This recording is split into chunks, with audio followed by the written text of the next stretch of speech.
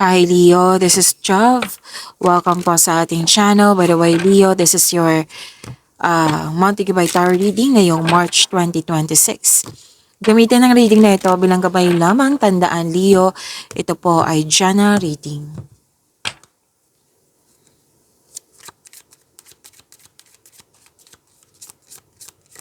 Angel number 00. Sabi po dito, angels ask of your attention, open your eyes, listen, and think about everything that is happening. Trust your intuition and follow their guidance without any delay. Focus inward through meditation and prayer. To attract more blessings, let us say the power of affirmation. Let us say, I am observant. Okay. So may mensahe na parating sa'yo, kailangan nyo makinig kung pwede po. Kailangan nyo makinig sa inyong intuition kasi may mahalagang mensahe. I think this is an answered prayer na kailangan mong bigyan ng aksyon para maisakatuparan to. And please know that you are divinely guided. So kailangan po ng aksyon. Sinabi kasi dito na huwag mong i-delay. Kailangan mo ng aksyon at huwag kang mag-alala kasi divinely guided ka. Okay?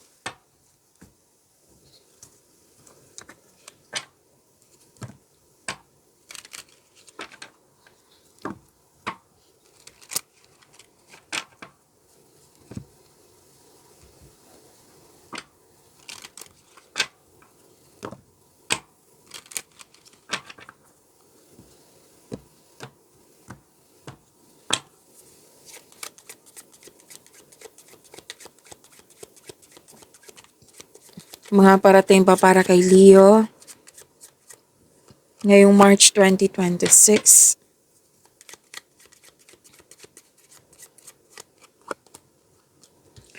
May kasiyahan dito, Leo. Joy, laughters, yan yung nakikita ko dito. Pwedeng party ito, Leo. Party, pagtipon-tipon, reunion, special event, pwedeng may reception kasi ako nakikita dito. Wedding ba to, baby shower, kahit ano. Basta may reception din ako nakikita dito. Celebration, any kind of celebration. So, joy, may fulfillment sa pangarap, may recovery, may nanalo. Okay, may nanalo. Winnings.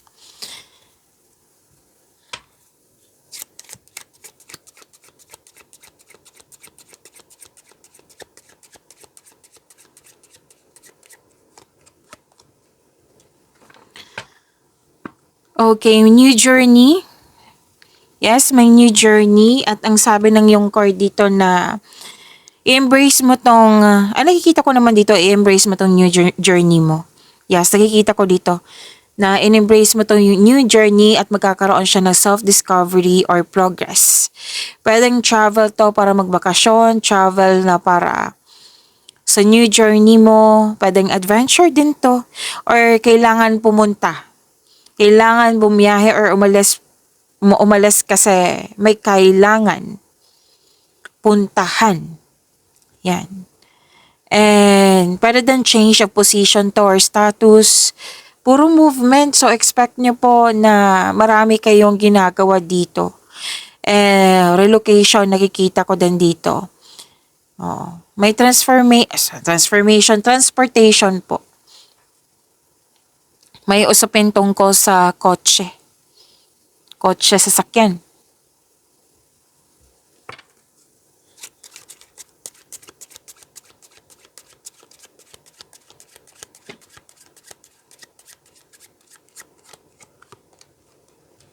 May biglaang pagbabago po. Tapos, something is in need of your attention, itong pagbiglaang pagbabago na ito. Pwedeng itong biglaang pagbabago na ito, hindi ka komportable. Kasi nga, biglaan eh. So, prepare yourself. Ang sabi kasi ng card nyo dito, expect then expected. Okay? At pwede din na, ingat lang po kayo kasi pwedeng ma-provoke kayo kasi may nakita kong nagalit dito. Okay? So, umiwas na lang kayo sa toxicity kung pwede po. And kung may may bigla ang pagbabago kasi. Tapos, pwede din na bibigyan mo siya agad ng response, action. So, sabi ng card dito, huwag magpadalos-dalos. Alamin, siguraduhin nyo, kumbaga, kung magbibigay ka ng action, siguraduhin mong karapat-dapat ba? Si action 1, ito yung gagawin ko. Ano yung mga possible consequences niya? Magbibigay ba to ng problema? Si action 2, much better pa ba to kay action 1? Ano yung mga possible consequences niya? Magbibigay ba to ng problema? Kumbaga, stop and rethink. Huwag magpadalos-dalos sa paggawa ng aksyon. Pag-isipan ng mabuti. Okay?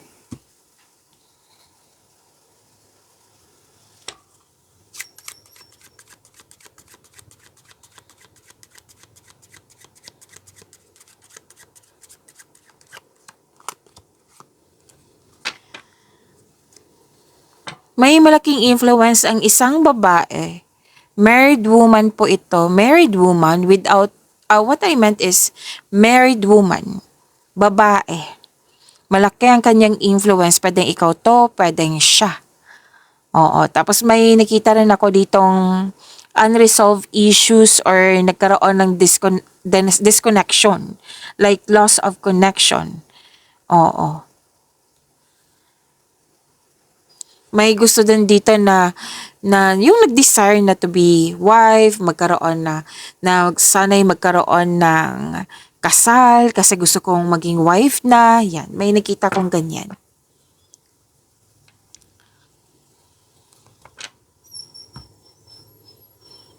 May problema kayo sa isang tao na arrogante. So, make it balance. Kung pwede, put limitation na lang para hindi kayo maapektuhan. Pero nakikita ko naman dito magkakaroon siya ng positive energy. And sinabi din dito from your angel number 00 na you're divinely guided. May divine protection ako nakikita dito, Leo. And may usapin din dito tungkol sa beauty, cosmetics. Yes. Another card na naman nagsabi dito na may improvement. May usapin din dito tungkol sa celebrity.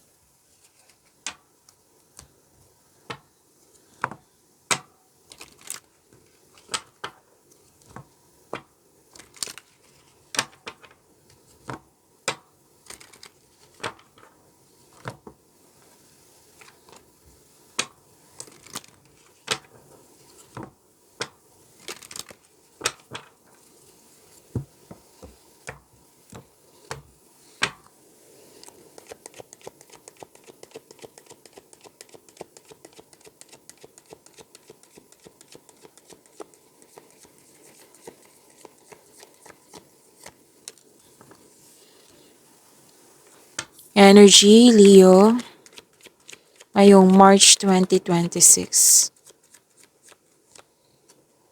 Oh wow, nakuha mo si Wheel of Fortune. Leo.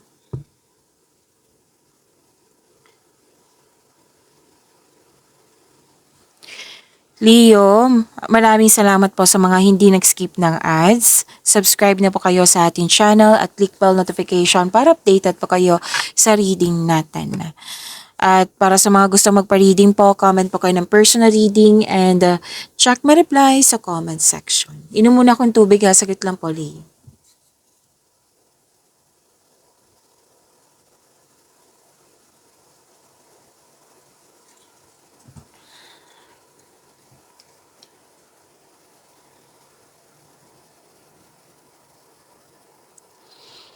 Okay, Leo.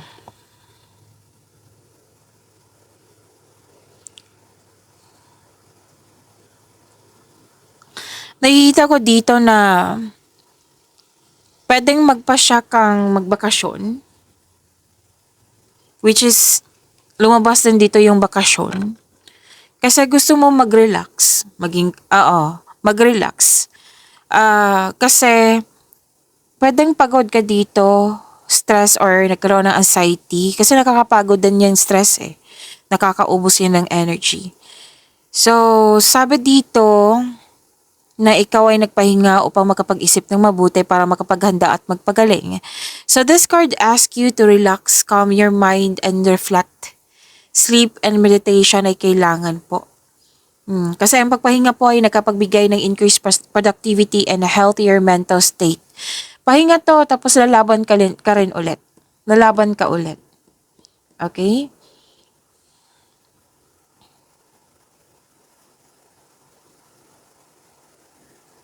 Sabi din dito na may completion of cycle, may magaganap na nakadestiny sa iyo ngayong March 2026.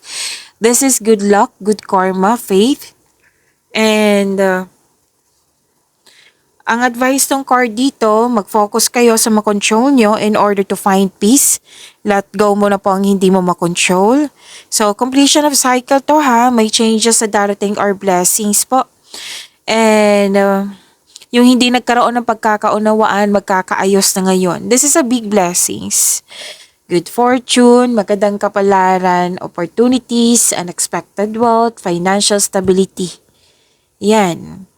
So, makaka-receive ka din ng malaking pera. Pero din itong galing sa kliyente, maraming kliyente, customer orders. Pero din expected mo talaga may parating na malaking pera ngayong March 2026. Ang ganda. Claim po, Leo.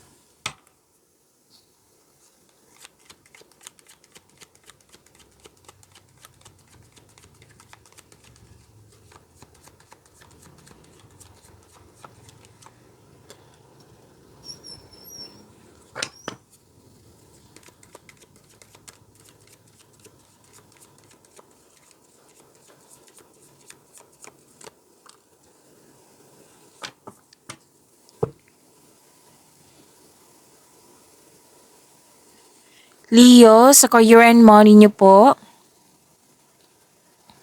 nakikita ko dito na, okay, maraming trabaho oh. Super busy ka. Kaya pala pagod kayo dito sa energy mo. Super busy. Nasanay, kasi March 2026 to, sanay, pwede din na panood nyo to ngayon, busy na kayo. Kasi nakikita ko dito na burnout kayo sa dami ng responsibilidad, daming ginagawa. So, sana'y maiwasan to, tong burnout na ito. Kumbaga, time management ko ay kailangan. Kung sakaling nanood kayo ngayon, kung oo, na busy na kayo, ask for help. Para hindi mo dala lahat yung gawain po. Pero nakikita ko naman dito na matatapos rin to. Yes, matatapos mo din yung mga gawain na ito. Kasi after nito, syempre na burnout ka, napagod ka, o magpapahinga ka. Which is lumabas din dito sa energy cards mo. Matatapos mo po ito. Basta ang sinabi ng card dito, wag mag-say yes kung hindi naman akma sa schedule para maiwasan sana tong burnout na ito. Pero kung may burnout na burnout na kayo, then ask for help.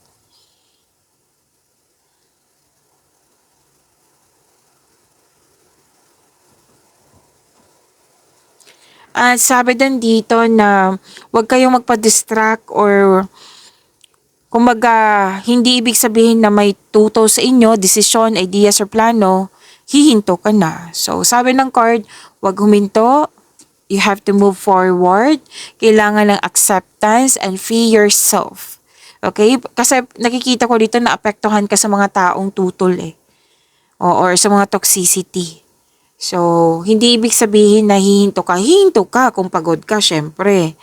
Pero nakikita ko naman dito, which is sinabi dito, na magpahinga ka, tapos pagbalik mo, lalaban ka ulit.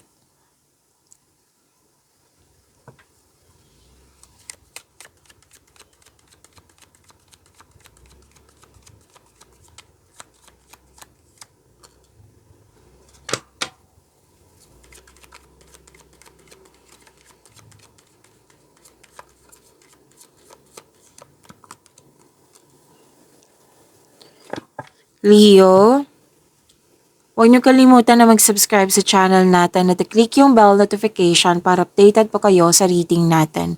At abangan niyo po yung mga video reading niyo tungkol sa inyong March 2026. Marami pa po.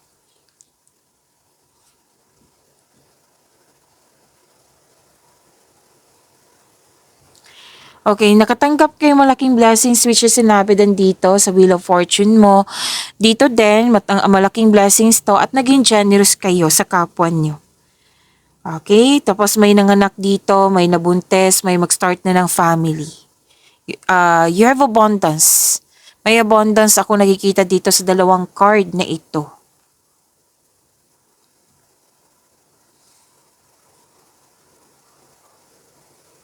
Magkaka-receive ka ng tulong, regalo, which is sinabi din dito ng cards mo. Naalala nyo? Magkaka-receive ka ng regalo or tulong. Or pwede din ikaw yung nagbigay kasi may natanggap kayong malaking blessings. Sharing resources, naging generous. Pwede din may natanggap kayong tulong or regalo sa kapwa nyo. Single ka man, marelasyon sa buhay mag-asawa. Pag-imanin nyo po yung blessings na binigay sa inyo. See you tomorrow. Maraming salamat.